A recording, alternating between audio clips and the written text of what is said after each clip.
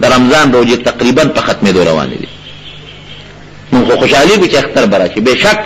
اختر خوشحالي ده او د روزه خوشحالي ده، لیکن لکه یو افسوس هم پکار دی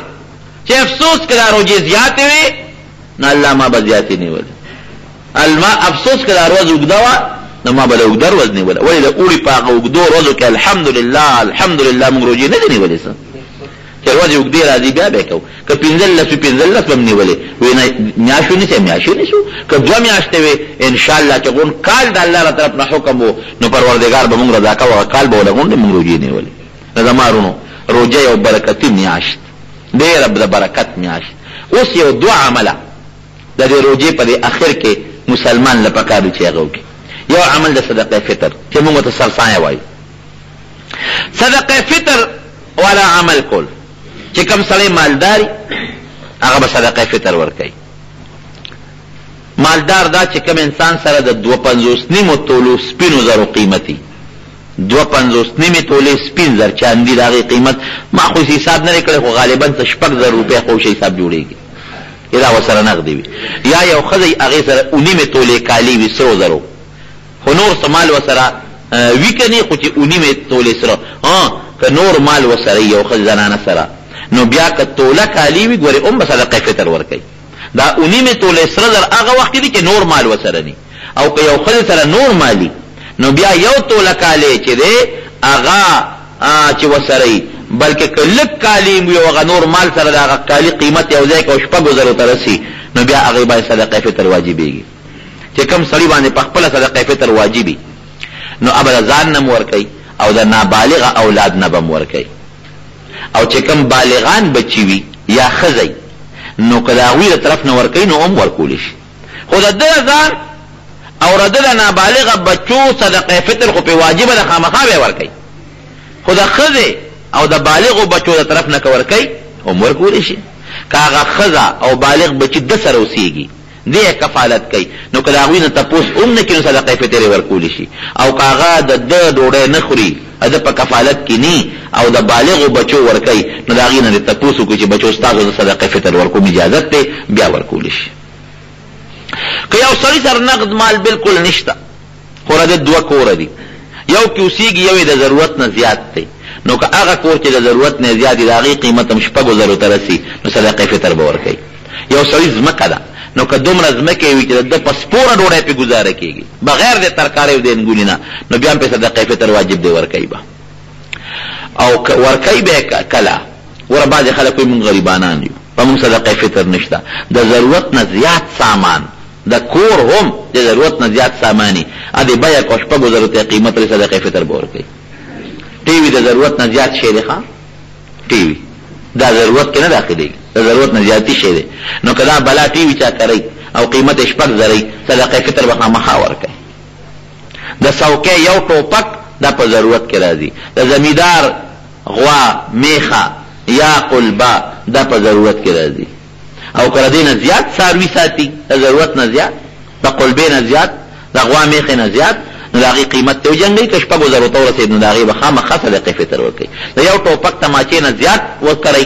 د هغې قیمت ته وګوري که 6,000 ته ورسېدل یعنې 2.50 تولې سپینو زرو قیمت ته نو خامخا به صدقه فطر ورکوي. زمونږ د زنانو جامې جوړې وي دا خو د ضرورت جامې دي د ضرورت جامه خو یو ده یا 2 دي یا 3 دي نهایت دا د 3 جامو نه زیات دی چې یو جوړه په 10,000 او په 15,000 او په 6,000 کېږي دا خو د ضرورت نه زیات شی دی. زنانه سره خپل مهر دی او کالی یې دی زنانه خو مونږ تباه کړې برباد یې کړې. خاوند ته وایي دومره به وله مهر کې 10 تولې به کې 20 تولې به کې او بیا وله هم هغه خاوند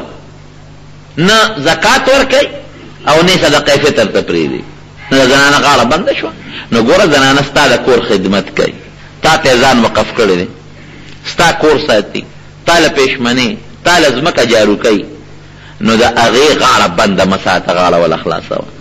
که صدقه فطر پې واجبي نو یا وله پیسې ورکه یا وله ته ورکه صدقه فطر او یا هغې له اختیار ورکوې د ځانه لږ کالي خرڅ که او صدقه فطر پې ورکه.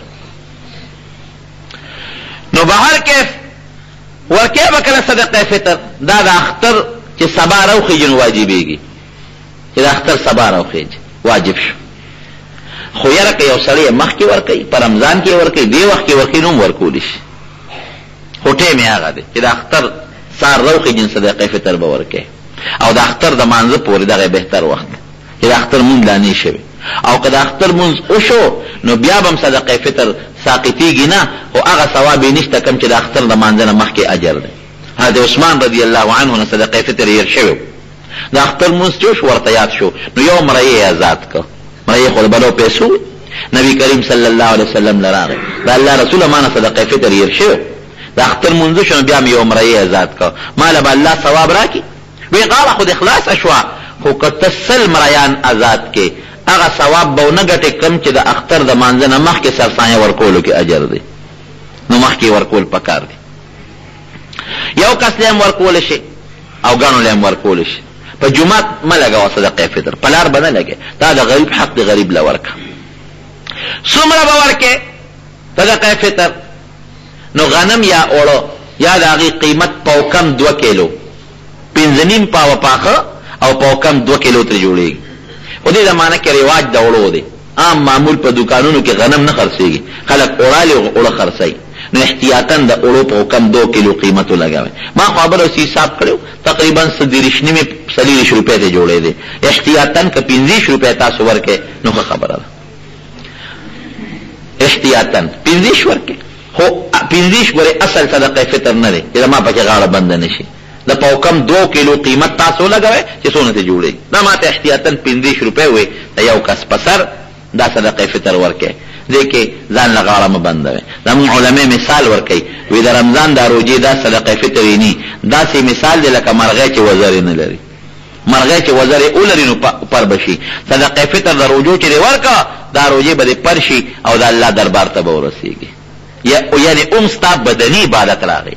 د مالی عبادت راغی الله ته دې دا وښوله چې پروردګاره زما بدن هم تا ته وقف